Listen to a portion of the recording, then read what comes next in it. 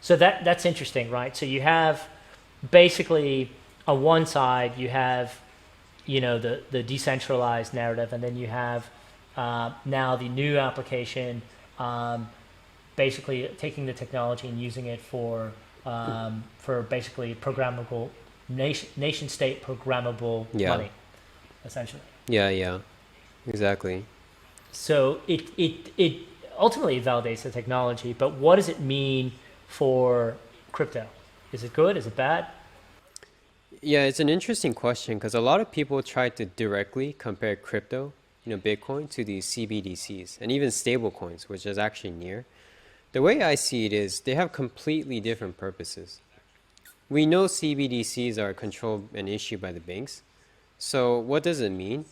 I think overall fintech will become cheaper, for companies and then ultimately trickle down to the end users. So imagine you use banking system, right? You want to send money to your friend abroad. Dude, that's like 30 US dollars in wire transfer fees, Yes. even more. Yeah. It's kind of ridiculous, right, if you're using crypto. Right. But with CBDCs, that can be cut down to like cents.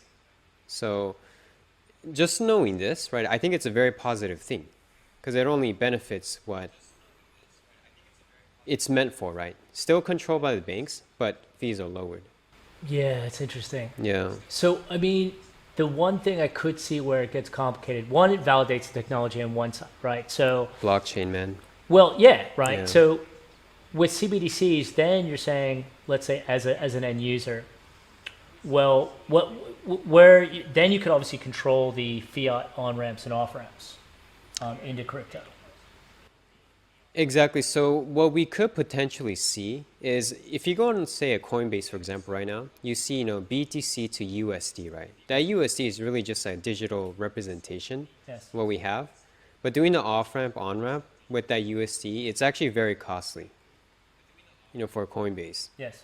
However, if it's a CBDC, right? Let's say, BTC to like USD CBDC, Right. maybe things could get much, much cheaper for Coinbase's side, and hence it could trickle down to the users and maybe lower fees. So, Yeah, I was thinking yeah. about it differently. I was thinking like there would be, because it's essentially programmed.